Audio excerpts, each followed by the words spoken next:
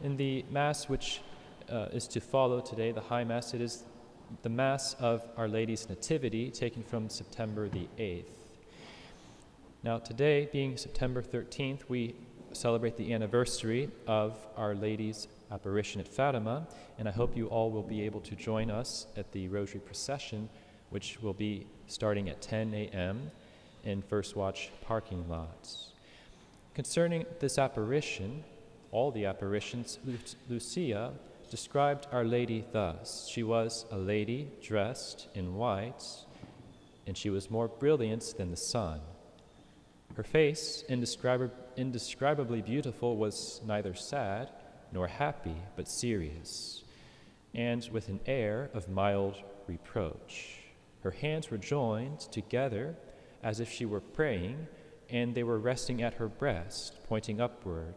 A rosary hung from her right hand. She is described here as being brilliant as the sun. And we will see in a bit how she is called Star of the Sea. She is another sun. But in this apparition which took place today, it was the shortest of all of them.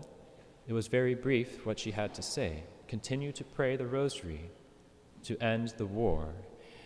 And in October, our Lord will come also, as well as Our Lady of Sorrows and Our Lady of Mount Carmel and Saint Joseph, with the child Jesus to bless the world.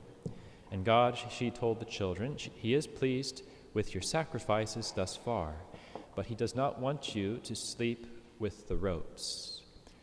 Wear them only during the day, for the children were wearing ropes around their waist as a source of penance for sinners. And she was telling them to take rest from this during the night hours. And then Lucia asked her, she spoke to Our Lady, "They have requested me to ask you for many things, for the cure of some sick persons and of a deaf mute." And Our Lady answered, "Yes, I will cure some of them, but others I will not. In October I will perform a miracle for all, that they may believe." Having said this, the vision ceased, and Our Lady, still surrounded by light which radiated from her as from a star, she rose from that little tree and she disappeared into the east. Saint Bernard, commenting on Our Lady in her name, he tells us it means Star of the Sea, Mary.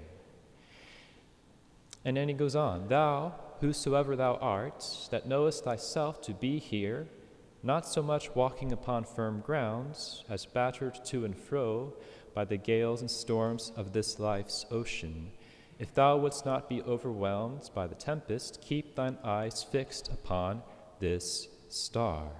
If the hurricanes of temptation rise against thee, or thou art running upon the rocks of trouble, look to the star, call on Mary. If the waves of pride or ambition or slander or envy toss thee, look to the star and call on Mary. If the billows of anger or avarice, the enticements of the flesh, beat against thy soul's bark, look to Mary. If the enormity of thy sins trouble thee, if the foulness of thy conscience confound thee, if the dread of judgment appall thee, if thou begin to slip into the deep of despondency, into the pit of despair, think of Mary. In danger and difficulty, in doubt, think on Mary, call on Mary. Let her not be away from thy mouth or from thine heart, and that thou mayest not lack the succor of her prayers. Turn not aside from the example of her life. If thou follow her, thou wilt never go astray. If thou wilt pray to her, thou wilt never have need to despair.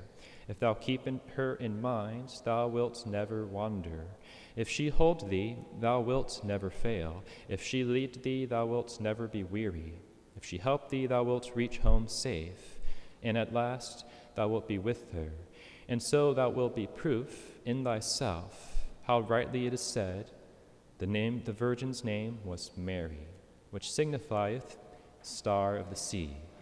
A star whose rays are most brilliant in heaven, casting light throughout the world, warming souls rather than bodies, fostering good and scaring away evil.